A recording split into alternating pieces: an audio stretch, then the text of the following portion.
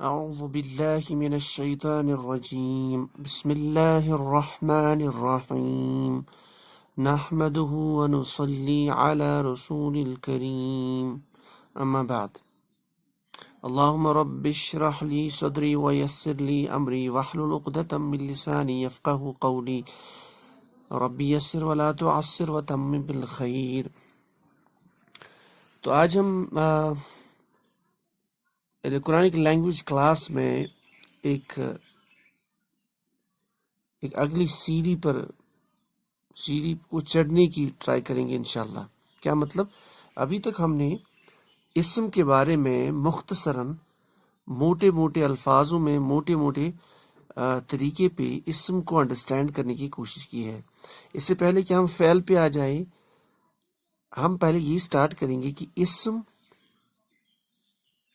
اسم کے بعد ہم تھوڑا سا اسم کا استعمال کیسے ہوتا ہے جملے بنانے میں. یعنی ہمیں اگر کوئی سینٹنس بنانا ہو یا قرآن پاک کی کوئی سینٹنس کسی آیت کا مفہوم نکالنا ہو، اسم کی ہیلپ سے ہم کیسے اس کا مفہوم نکال سکتے ہیں. یعنی ہم جب اسموں کو جوڑیں گے، ہم جانتے ہیں ایک آیت میں ایک جملے میں بہت سارے لفظ ہوتے ہیں، یعنی بہت سارے الفاظ ہوتے ہیں، بہت سارے کلمے ہوتے ہیں.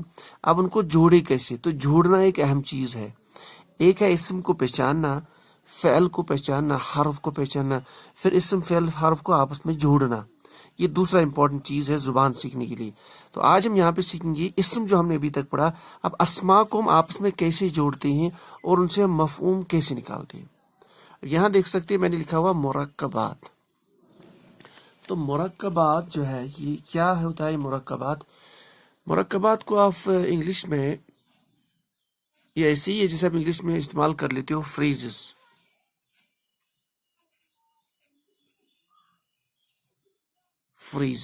ٹھیک ہے.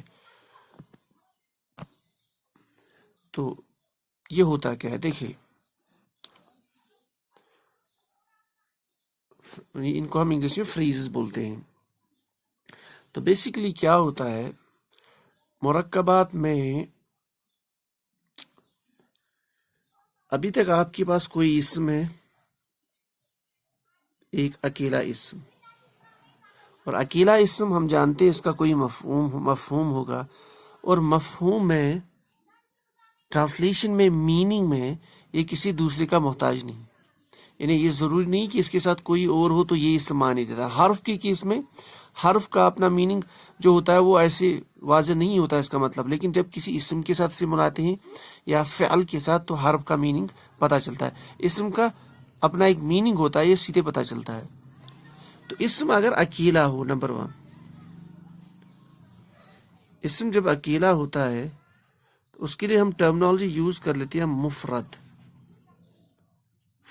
مفرد اکیلا اسم، یعنی ایسا اسم جو اکیلا اور اس کا کوئی معنی ہو، اس کو مفرد بولا جاتا ہے، مفرد. لیکن جب اب ہم جانتے ہیں جملے میں یا سینٹنس میں یا آیت میں ایک سے زیادہ اسما ہوتے ہیں، تو اسما کو اگر 2 سے زیادہ اسما جڑ جائیں، تو 2 سے زیادہ، کم از کم 2 یا 2 سے زیادہ اسما اب جڑ جائیں آپس میں، تو وہ جو کنسٹرکشن ہے، وہ جو ترکیب ہے، اس کو مرکب بولتے ہیں. مرکب یعنی 2 سے زیادہ الفاظ ہے. چونکہ ہم یہاں پہ میں نے کہا اسم پڑھ رہے ہیں تو 2 سے زیادہ اسما کا ارینجمنٹ، 2 سے زیادہ اسما کی کنسٹرکشن یا 2 سے زیادہ اسما کا آپس میں جوڑ، اس کو مرکب بولا جاتا ہے. اسی مرکب کا جمع ہے مرکبات. مرکبات. ٹھیک ہے، یہ تو ہو گیا آپ کا ڈیفینیشن مرکب، 2 سے زیادہ اسما. تو اب یہ لکھیں گے مفرد ایک لفظ، مفرد پلس مفرد، ایک لفظ ایک اسم جس کا اپنا معنی ہو یا ایک لفظ جس کا اپنا معنی ہو، مفرد پلس مفرد بن جاتا ہے مرکب. یعنی 2 سے زیادہ، 2 کم از کم جب آپس میں مل جائے، آپس میں اکٹھے ہوں تو ان کو مرکب بولا جاتا ہے. ایسی کنسٹرکشن کو، ایسی ارینجمنٹ کو مرکب بولا جاتا ہے. اچھا، اب یہ مرکب جو ہے یا مرکبات اس کی جمع ہے، یہ مرکب دو ٹائپ کا ہوتا ہے. یہ جو دو اسماء آپس میں مل رہے ہیں، دو اسم، دو الفاظ آپس میں مل رہے ہیں، یہاں پہ ہم اسم پڑھ رہے ہیں تو دو اسماء آپس میں مل رہے ہیں، تو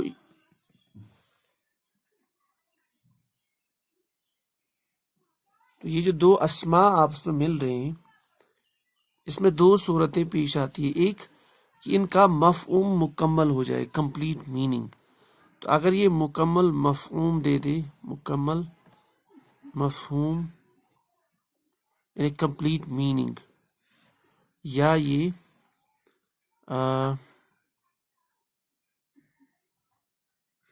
نامکمل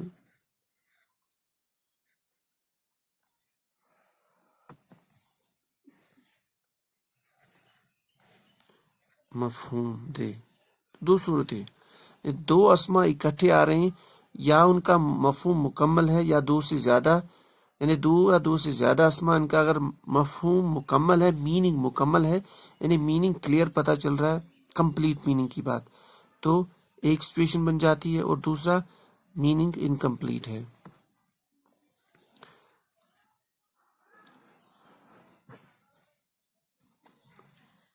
اگر ان کا جو میننگ ہے وہ کمپلیٹ ہے، کمپلیٹ میننگ،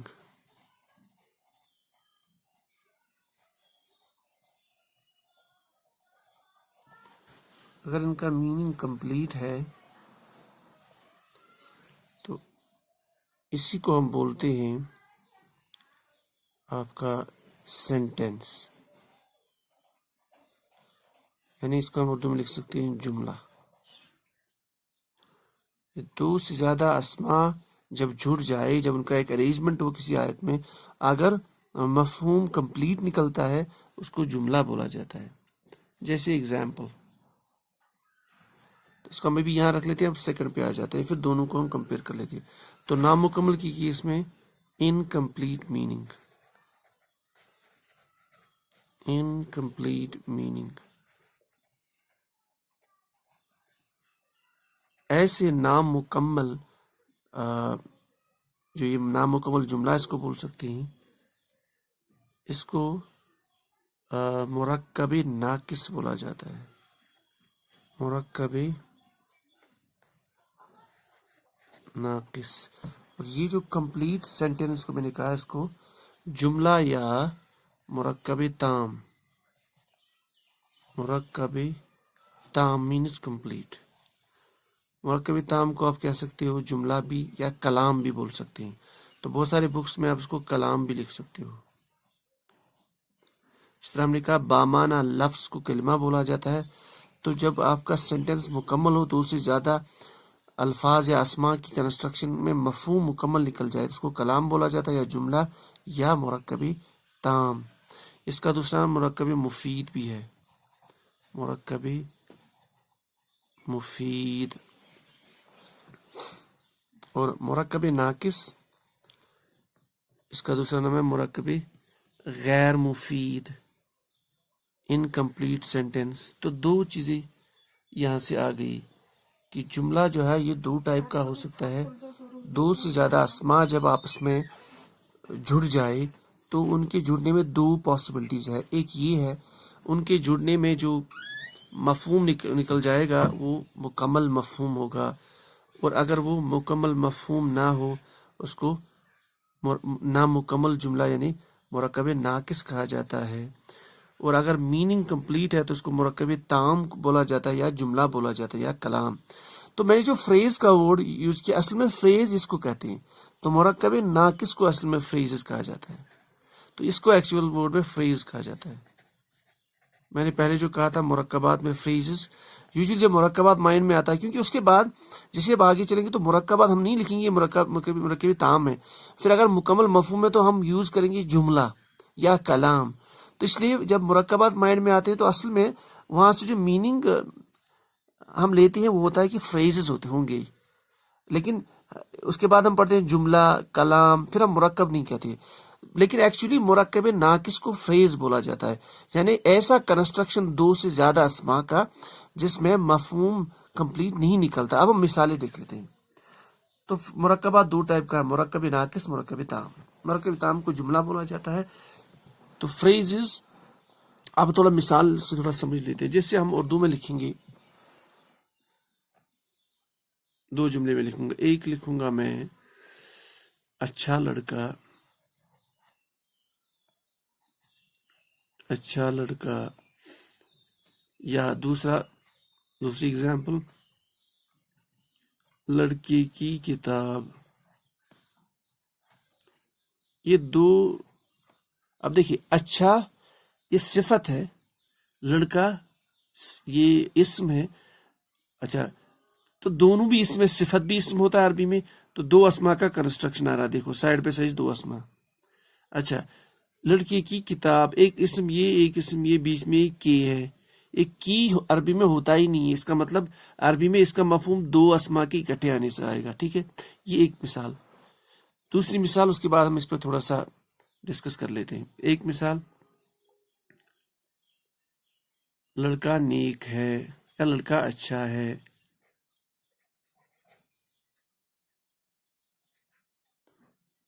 دوسرا، یہ لڑکے کی کتاب ہے۔ اب آپ ان دونوں پہ تھوڑا سا غور و فکر کریں۔ ہم نے دو سینٹنس لکھے ایچ کیٹیگری میں، یہاں پہ دو سینٹنس۔ یہ دیکھیے یہاں فرق ان میں یہ واضح ہوتا ہے کہ یہاں پہ لاسٹ پہ ہے، یہاں پہ بھی ہے، نہیں تو دونوں میں اگر دیکھیں تو اس میں ایک جیسے، اس میں بھی لڑکا، اس میں بھی اچھا، اس میں بھی اسم لڑکا اور کتاب، اس میں بھی اچھا لڑکا۔ لیکن فرق یہ ہے، اب یہ ضروری نہیں ہے اگر ہم یہ کاٹے بھی تو یہ لڑکی کی کتاب ہے۔ اچھا اس میں کیا دیکھیے، یہاں پہ لگ رہا ہے کہ میننگ کمپلیٹ ہے، لڑکا اچھا ہے، یعنی ہم جو بولنے والا ہے، جب اس نے یہ سینٹنس بولا کہ لڑکا اچھا ہے، تو سننے والا یہ سمجھتا ہے کہ اس کو مفہوم کمپلیٹ واضح ہو جاتا ہے کہ کسی لڑکے کے بارے میں بولا جاتا ہے، وہ لڑکا ہے، اچھا ہے، کمپلیٹ، یہ لڑکی کی کتاب ہے۔ اب یہاں پہ اچھا لڑکا، اب کیا اچھا لڑکا؟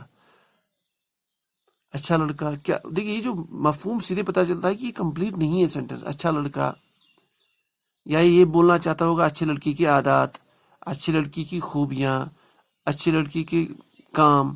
تو اچھا لڑکا اور لڑکا اچھا ہے، یہ آپ کا کمپلیٹ سینٹنس ہے۔ کیسے پتا چلتا ہے؟ اردو میں ہے ہم استعمال کر لیتے ہیں۔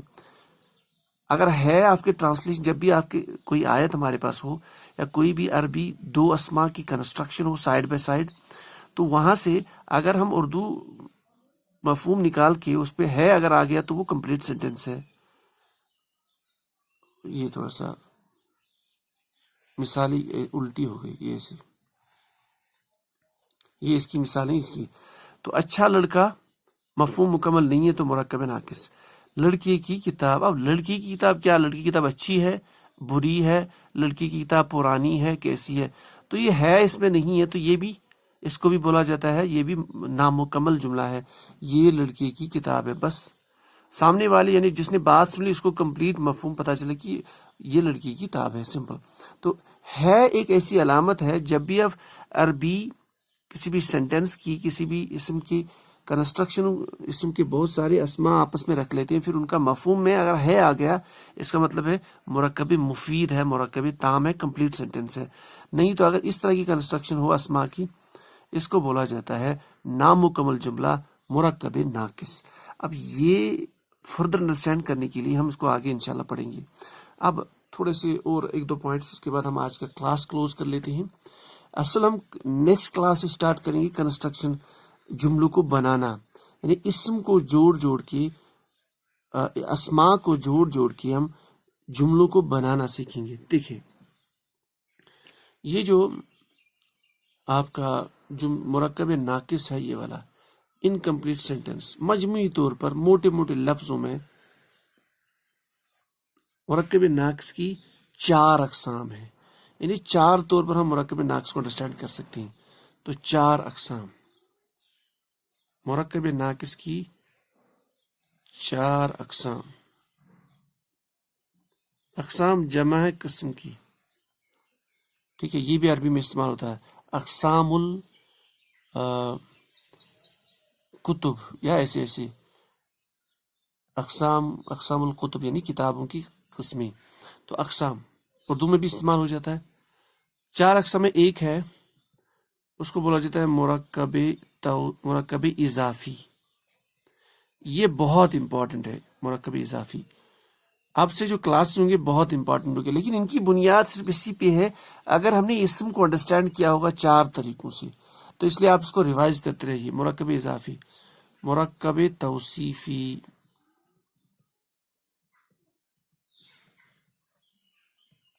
دو کنسٹرکشنز یہاں پہ لکھ لیتے ہیں. تیسرا مرکب جاری، اور چوتھا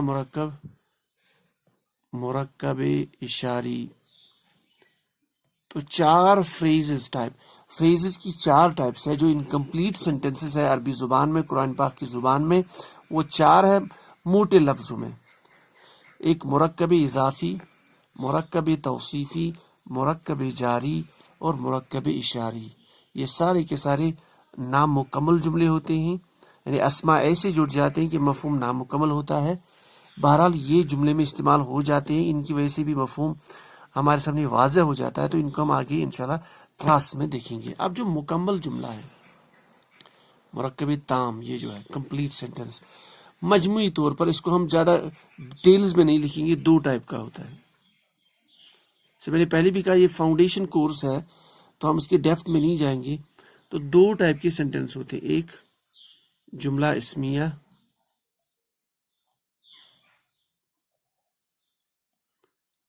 اور جملے فعلیہ.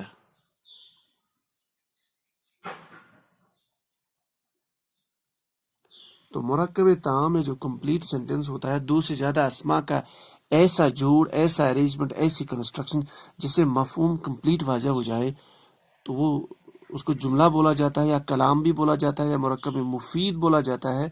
تو یہ 2 ٹائپ کا ہے، جملے اسمیہ موٹے لفظوں میں اور جملے فعلیہ. تو ہمیں کیا پڑھنا ہے؟ ایک تو جملے اسمیہ کے بارے میں پڑھنا ہے، موٹی موٹی قواعد. جملے فعلیہ کے بارے میں ہم پڑھیں گے. ہو گئے 2 ٹاپکس. پھر مرکب جاری ایک ٹاپک ہے، مرکب اشاری ایک ٹاپک. ہو گئے 4. مرکب اضافی اور مرکب توصیف. تو 6 ٹاپکس ہم کم از کم پڑھیں گے اسماء کو جوڑنے کے لیے، ان کے جوڑ کو انڈرسٹینڈ کرنے کے لیے، اور پھر کسی بھی جملے میں، کسی بھی آیت میں اسماء کی ترکیب کو انڈرسٹینڈ کرنے کے لیے، پھر اس سے مفہوم نکالنے کے لیے. تو یہ آج کا جو کلاس تھا، یعنی یہ پہلا سٹیپ تھا، یہ پہلی سیڑھی تھی جملے بنانے کی. پہلی سیڑھی ان کو مرکبات کہا جاتا ہے. میں نے یہاں فریز استعمال اس لیے کیا ہے کیونکہ یوزلی جب مرکبات ہم مائنڈ میں لیتا ہے تو انکمپلیٹ سینٹینس ہی ہوتا ہے. نہیں تو ہم جو سینٹینس کے لیے جو ورڈ استعمال کرتے ہیں عربی میں، یا کلام، یا آپ کا، یا اردو میں ہم جملہ کہتے ہیں، یا ہم کہتے ہیں مرکب تام، مرکب مفید. لیکن جنرل میں ہم فریزز بھی کہہ سکتے ہیں.